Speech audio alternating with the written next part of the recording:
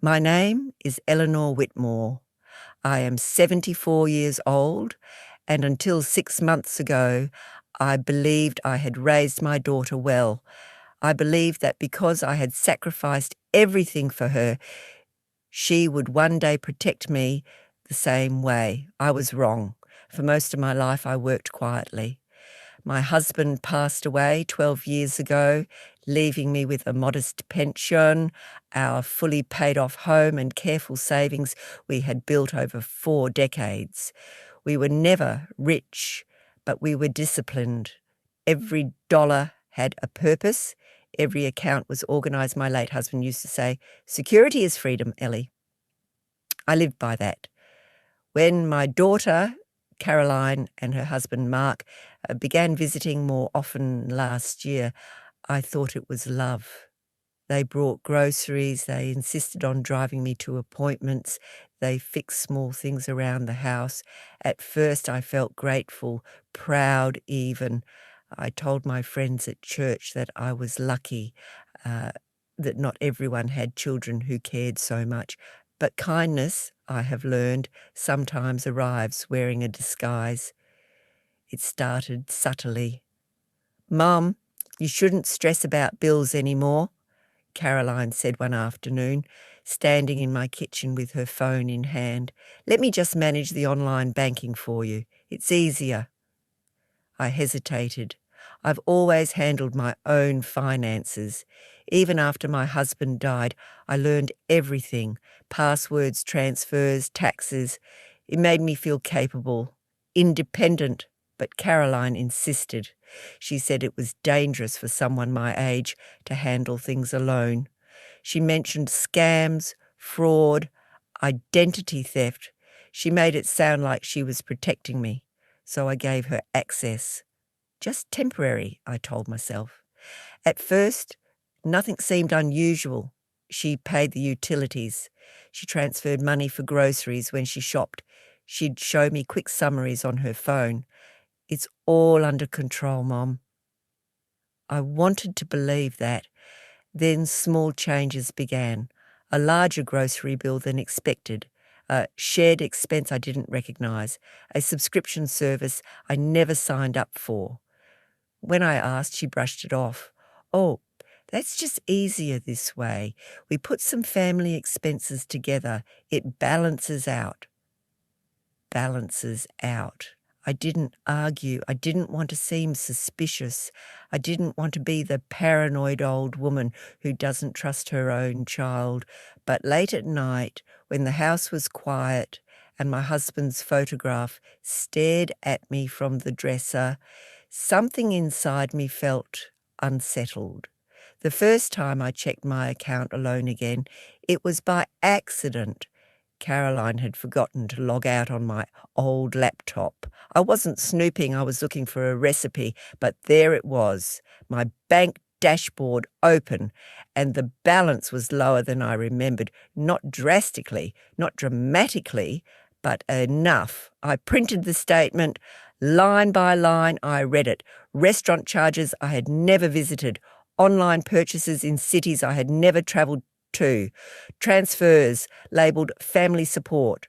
My hands trembled. Family support. Was I supporting them, or was I financing their life? That night, I barely slept. I remembered the way Mark once joked, "Well, your mum's house will be ours one day anyway." I remembered how Caroline had encouraged me not to worry about keeping so much savings unused. I remembered how often they had asked about my will. Maybe I was overthinking. Maybe I was lonely and imagining betrayal where there was none. But the numbers didn't lie. 2 weeks later, I went to the bank alone. I didn't tell them. I wore my best coat and took a taxi like it was a secret mission. The young banker smiled at me politely, probably assuming I needed help resetting a password. "I would like to change my account access," I said calmly, "and I want a new debit card issued immediately." She looked surprised. "Of course. Has something happened?" "Yes," I said, "something has." and as I signed the paperwork, something inside me shifted. For the first time in months, I felt steady again, in control, free. I didn't realize they would find out so quickly. I didn't expect that when I returned home that afternoon, my daughter and her husband would already be waiting in my living room, and they were not smiling. Caroline was standing by the window when I walked in. Mark was pacing. Neither of them greeted me. The silence felt wrong, heavy, like the air before an storm. "Mom," Caroline said slowly, her voice tight, "did you change your bank information?" There it was. No small talk, no warmth, no "how was your day?" Straight to the money. I set my purse down carefully on the hallway table. I took off my gloves one finger at a time. I refused to rush. "Yes," I said calmly. "I did." Mark stopped pacing. "Why?" Not "are you okay?" Not "did something happen?" Just why? I looked at my daughter, the little girl I once held through fevers, the teenager whose college tuition I paid in full, the woman whose wedding I financed when they insisted on that lakeside venue they couldn't afford. Her eyes weren't hurt. They were angry. "You locked us out," she said. "My card got declined this morning." My card. Not your card, not Mum's account, my card. I felt something inside me grow very still. "I did not lock you out," I replied. "I removed access to my personal accounts." Mark let out a sharp laugh. "Personal? We've been managing everything for you." "For me?" I asked quietly. Caroline crossed her arms. "Don't do this. We've helped you for months. We've handled your bills. We've made sure you're safe." I nodded slowly. "And in the process, you've spent nearly $8,000 I did not authorize." Silence. Real silence this time. Caroline's face changed for a split second, just a flicker, before hardening again. "That's not fair," she said quickly. "We use some of it for family expenses. Groceries, gas, when we take you places." "I did not eat at 3 restaurants downtown," I interrupted gently. "I do not subscribe to premium streaming packages, and I certainly did not transfer $2,000 labelled emergency remodel." Mark's jaw tightened. "We were going to pay that back." "When?" I asked. No answer. Caroline stepped forward. "You're overreacting. We've done so much for you. Do you know how stressful it is taking care of an elderly parent?" There it was. Elderly, a burden, a responsibility, not a mother. I straightened my shoulders. "I never asked to be taken care of," I said softly. "I asked for help with online banking." Mark scoffed. "You can't manage that alone." I looked him in the eye. "I managed a household for 50 years. I managed your wife's education. I managed my husband's medical bills during cancer. I believe I can manage a password." Caroline's voice rose. "So what, you don't trust us now?" The question hung between us. Trust. Such a delicate word. "I trusted you," I said. "That is why this hurts." Her expression faltered again, but only for a moment. Then anger returned. "So what now?" she demanded. "You're just cutting us off?" "I'm protecting myself." Mark shook his head. "This is ridiculous. Families share." "Yes," I agreed. "They do. They share love. They share time. They do not quietly drain each other's savings." The room felt colder. Caroline's eyes filled, not with tears but with frustration. "You're acting like we stole from you." I met her gaze. "You did." The word landed like glass breaking. Mark grabbed his jacket. "This is insane. After everything we've done." "Everything you've done." I almost laughed at the irony. Caroline's voice dropped lower, more dangerous. "If you're going to treat us like criminals, don't expect us to keep coming around." There it was, the unspoken truth revealed. Access in exchange for presence. money in exchange for visits. I felt a pain in my chest, not sharp, but deep, a slow ache. I would rather be alone, I said quietly, than be valued for my bank balance. She stared at me like she didn't recognize me anymore. Maybe she didn't, because the woman standing before her was no longer afraid of being abandoned. Mark opened the door. "Fine," he muttered. "Don't call us when you need something." I stepped aside to let them leave. As Caroline passed me, she whispered, "You're making a mistake." Perhaps. But as the door closed and the house fell silent again, I walked to the kitchen table, sat down, and placed my new debit card in front of me. My name was printed clearly on it, only mine. And for the first time in months, I didn't feel small. I felt awake, but that wasn't the end of it. 2 days later, something arrived in my mailbox that made me realize this confrontation had only just begun.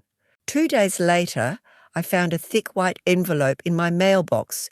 No return address, but I recognized Caroline's handwriting immediately. My stomach tightened. I stood in the kitchen for a long time before opening it. The kettle whistled behind me, forgotten. Outside, the late afternoon light spilled across the floor, the same light that once warmed a little girl doing homework at that very table. I finally tore the envelope open. Inside were 3 things: a printed spreadsheet of expenses incurred while caring for Eleanor Whitmore, a handwritten note, and a photocopy of what looked like a legal consultation receipt. My hands went cold. The spreadsheet listed gas mileage, groceries, home maintenance labour, emotional support visits, even technology management services. Each line had a dollar amount next to it. At the bottom was a total, $14,380. Underneath it, typed in bold, outstanding balance. I sat down slowly. Emotional support visits. They had itemized their presence in my life. My chest felt hollow, like someone had scooped something out of me. I picked up the handwritten note. "Mom, we didn't want it to come to this, but since you've decided to accuse us of stealing, we need to protect ourselves. We have records of everything we've done for you. If you're going to treat us like outsiders, then we'll settle this formally. We deserve to be compensated for the time and money we invested in your care." Caroline invested. I wasn't her mother anymore. I was a project with returns expected. I don't know how long I sat there. At some point, I found myself staring at my husband's photograph again, his soft eyes, his steady presence, the man who once worked overtime shifts so Caroline could attend dance classes. What would he say now? Would he blame me? Would he say I was too harsh, or would he quietly close the envelope and drive me back to the bank? The truth settled slowly, painfully. This wasn't about money. This was about control. For months they had grown comfortable. My account had become a quiet extension of their own lifestyle, the dinners, the subscriptions, the small upgrades, nothing flashy enough to look criminal, just enough to become normal. And when I removed access, I disrupted their normal. I disrupted their dependence. And dependence, when threatened, turns into anger. I folded the spreadsheet neatly. Then I did something I never imagined I would do. I called a lawyer. His name was Daniel Harper, calm voice, mid-50s, recommended by a friend from church who had once dealt with a difficult estate dispute. I just want advice, I told him. Not a lawsuit, not revenge, just clarity. He listened without interrupting. When I finished, there was a pause. "Mrs. Whitmore," he said gently. Did you authorise these withdrawals? No. Did you sign any caregiving agreement promising payment? No. Then they have no legal claim to your funds. I exhaled slowly. But they're my daughter and son-in-law, I whispered. Yes, he replied, and that makes this emotionally complicated, not legally. The difference hit me hard. Emotionally complicated, legally simple. He advised me to document everything, keep statements, keep messages, and most importantly, do not transfer a single dollar in response to pressure. After I hung up, I felt both stronger and sadder than I ever have in my life. That evening, my phone rang. Caroline. I let it ring twice before answering. Her voice was cold. Did you get the envelope? Yes. Well, I chose my words carefully. If you feel you need to pursue legal action, you're welcome to do so. Silence, then a sharp inhale. So that's it? You're really choosing money over your own daughter? I closed my eyes. No, I said quietly. I'm choosing dignity. She laughed bitterly. You're going to regret this. Perhaps, I replied, but not as much as I would regret surrendering my independence. She hung up. I didn't cry. Not that night. But 3 days later, something happened that cracked even my carefully rebuilt composure. Because at 7:15 in the morning I heard pounding at my front door. Not knocking, pounding. And when I opened it, Caroline and Mark were standing there again. Only this time they weren't furious. They were desperate. When I opened the door, I barely recognized them. The anger was gone, replaced by something far less stable. Panic. Caroline's mascara was smudged. Mark looked like he hadn't slept. For a brief, dangerous second, my motherly instinct surged forward. They're in trouble. Help them. But instinct without boundaries is how I ended up here in the first place. What happened? I asked calmly. They stepped inside without waiting for permission. Mark ran a hand through his hair. We need to talk. Caroline's voice trembled. Mum, the bank froze our account. I didn't react. Why? I asked. She hesitated. They flagged some transfers. Of course they did. When my new card was issued, I had also requested a formal fraud review for the previous 6 months. I hadn't pressed charges. I hadn't even told Caroline, but the bank had a duty to investigate irregular activity. Apparently the irregular activity led back to them. Mark began pacing again, the same nervous circle he'd made in my living room days earlier. They're saying there were unauthorised charges, he said quickly. But that's not fair. You gave us access. I gave you access to manage bills, I replied evenly, not to subsidise your lifestyle. Caroline's composure cracked. We're behind on our mortgage, she blurted out. The words hung heavy. Mark shot her a look, but it was too late. How far behind? I asked. 3 months, she whispered. 3 months. I felt my heart tighten, not with guilt, but with understanding. This wasn't about greed alone, it was about mismanagement, pride, living beyond means. You were using my account to cover your shortfall, I said quietly. Neither denied it. Mark stopped pacing and faced me. We were going to fix it, he insisted. I had a promotion lined up, then it fell through. We just needed time. So you decided my retirement savings were your bridge. Caroline's voice broke. We didn't know what else to do. That was the first honest sentence I'd heard in weeks. I looked at my daughter carefully. She didn't look entitled in that moment. She looked scared. But fear does not erase responsibility. When were you planning to tell me? I asked softly. Silence. That was answer enough. Mark's tone shifted, softer now. If the bank files a fraud claim, this could turn into something serious. Yes, I said. Caroline's eyes widened. You wouldn't let that happen. There it was again. Expectation, assumption, that I would rescue them, that I would smooth consequences. I took a slow breath. I did not initiate criminal charges, I said carefully, but I will not lie to protect you either. Caroline's face crumpled. So you're just going to watch us lose everything?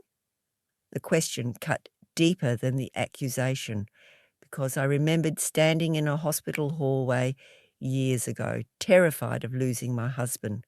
I remembered working extra shifts at the library after he died, so Caroline wouldn't feel instability. I had watched everything threaten to fall apart before, and I had rebuilt it alone. I am not watching you lose everything, I said firmly. I am watching you face what you created.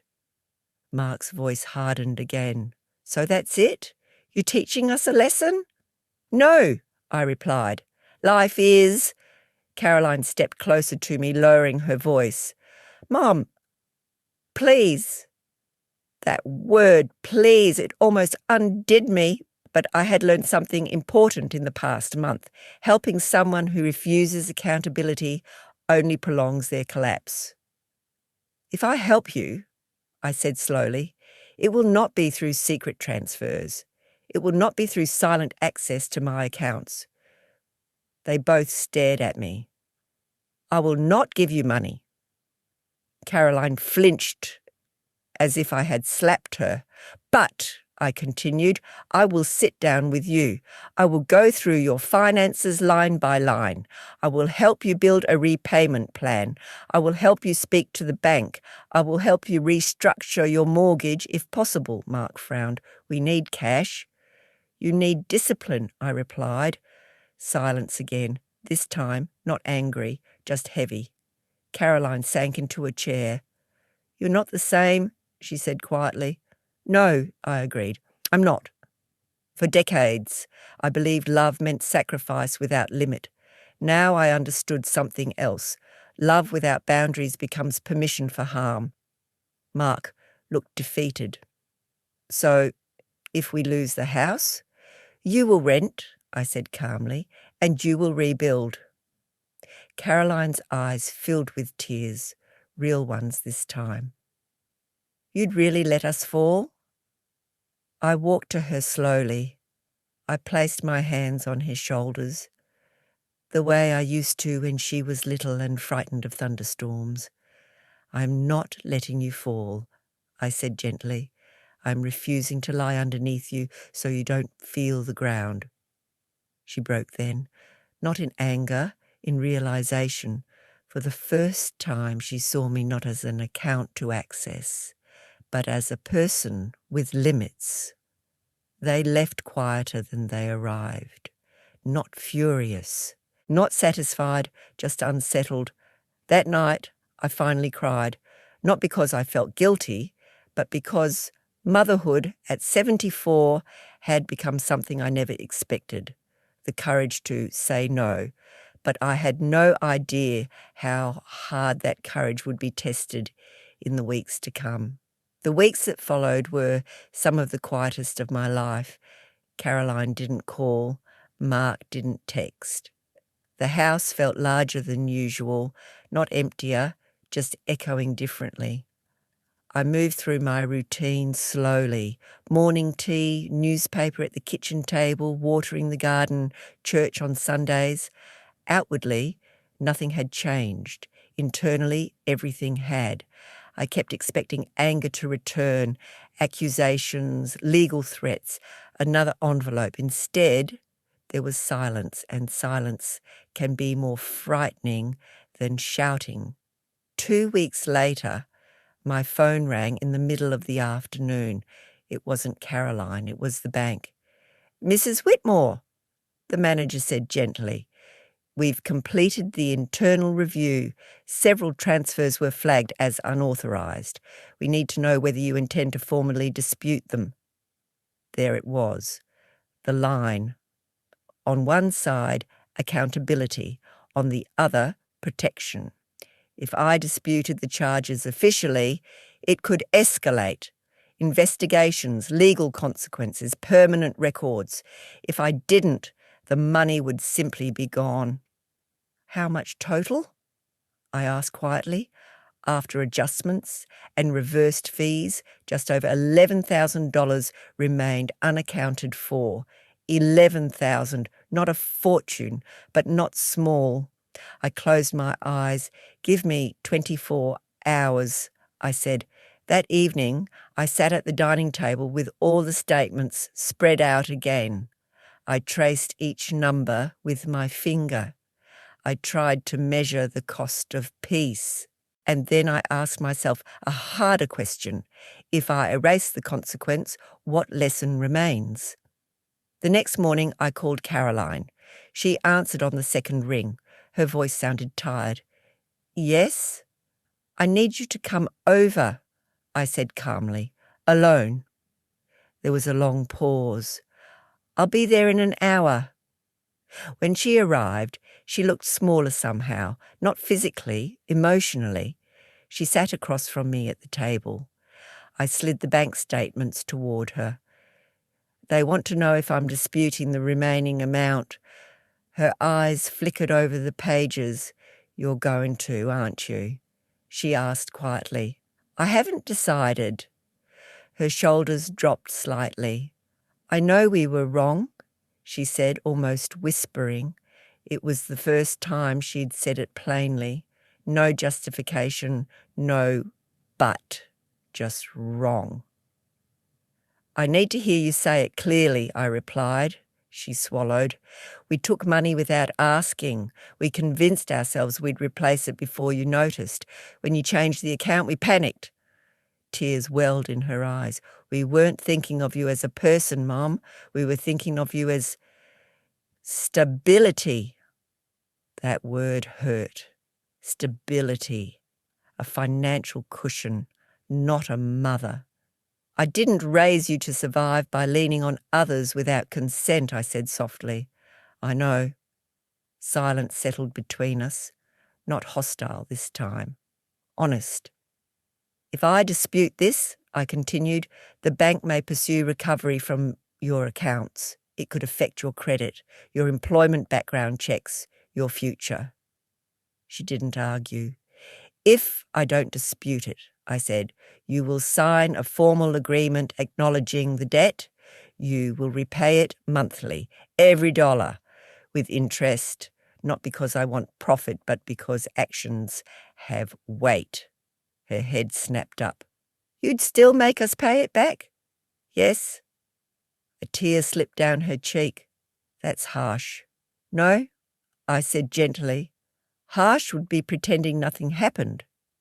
She covered her face with her hands for a moment. When she looked up again, something had shifted. Not entitlement, responsibility. Okay, she said, just that. Okay. We drew up a simple repayment contract with my lawyer's help. Modest installments, automatic transfers, authorised, documented. When Mark came over later to sign it, he didn't meet my eyes at first. I was embarrassed, he admitted quietly. That's why I got angry. Embarrassment does not excuse deception, I replied. He nodded. They signed. The first payment came 2 weeks later. Small, but real. Months passed. They downsized from their house into a rental townhouse. Mark took a second consulting job temporarily. Caroline cut expenses drastically. No more restaurants, no vacations, no streaming packages. I did not rescue them. I guided when asked, nothing more. The tension slowly softened, not erased, but reshaped. One afternoon, nearly 8 months later, Caroline sat with me on the porch. I hated you for a while, she confessed quietly. I know. I thought you chose money over us. And now? She stared out at the garden. Now I think you chose yourself. That was the moment I'd waited for. Not repayment, recognition. I was afraid, she admitted, afraid that without your help we'd fail. And did you? I asked. She smiled faintly. No. They didn't. It wasn't easy, but they survived. And something else changed too. When Caroline visits now, she knocks softly. She asks before opening cabinets. She brings groceries, paid for with her own card, and last week she handed me an envelope. The final repayment, with interest. I wanted you to see it finished, she said. I looked at the cheque, then at her. I'm proud of you, I told her, not because she paid me back, but because she stood up. At 74, I learned something I wish I had understood decades earlier. Protecting your independence does not make you selfish. It teaches others how to treat you. I changed my bank information. I got a new card. They waited for me, furious. But what they didn't expect was this. I wasn't changing accounts. I was changing the rules of how I would be loved. A year has passed. I still keep my debit card in the small ceramic dish by the front door. Not hidden, not guarded, just mine. Caroline and Mark are stable now. Not wealthy, not struggling, simply steady. They learn to live within what they earn. They budget, they plan, they argue less about money. Sometimes when they sit at my kitchen table, I watch them quietly. They look older too. Not aged, matured. Experience does that. Last Sunday, Caroline stayed after lunch while Mark ran an errand. We washed dishes together like we used to when she was a teenager. Mum, she said carefully, can I ask you something? Of course. Were you scared when you changed the accounts? I smiled faintly. Terrified. She looked surprised. I thought you were so calm. I was calm on the outside, I said. Inside, I was afraid I'd lose you. She dried her hands slowly. Did you think you would? Yes, she turned to face me fully. I almost didn't come back after that day, she admitted. I was angry. I told myself you didn't love us. And what changed? She hesitated, renting. I raised an eyebrow. She laughed softly. When we moved into that smaller place and I had to pack up everything, I kept thinking about how you must have felt when Dad died, handling everything alone, no backup, no one covering your mistakes. Her voice thickened. I realised you weren't being cruel, you were being strong. Strong. I used to think strength meant endurance, absorbing pain quietly. Now I know strength sometimes means refusal. I didn't want to punish you, I said gently. I wanted you to stand. She nodded. We are, she said, and they are. Mark found better work, not flashy, but stable. Caroline started taking financial planning classes at the community college. She told me recently she wants to help other young couples avoid the mistakes they made. Life has a strange sense of irony. The lesson they tried to avoid may become the one they teach. As for me, something changed too. I joined a small investment group for retirees. I travel once a year now, modest trips, nothing extravagant. I handle my accounts personally, passwords written down in a safe place. Only I know, not because I distrust everyone, but because independence feels good. Sometimes, in quiet moments, I think about that first confrontation, the fury in their faces, the accusation. You're choosing money over your daughter. I understand now why that hurt so much, because it wasn't about money, it was about identity. For years, I saw myself primarily as a mother, and motherhood in my mind meant endless giving. But at 74, I discovered something liberating. You can love your children deeply without surrendering your boundaries. You can support them without financing their denial. You can forgive them without pretending nothing happened. Last week, Caroline handed me something unexpected. Not a bill, not a contract, a small framed photo. It was from my 74th birthday this year, all of us together. No tension, no performance, just a family. Imperfect, but honest. At the bottom of the frame, she had written, "Thank you for teaching us how to stand." I placed it beside my husband's photograph, and for the first time since this all began, I felt something settle completely inside me. Peace. I changed my bank information. I got a new card. They were waiting, furious. But what truly changed wasn't the account balance. It was the balance of respect. And that, at my age with Buzz, is worth more than any savings I could ever protect.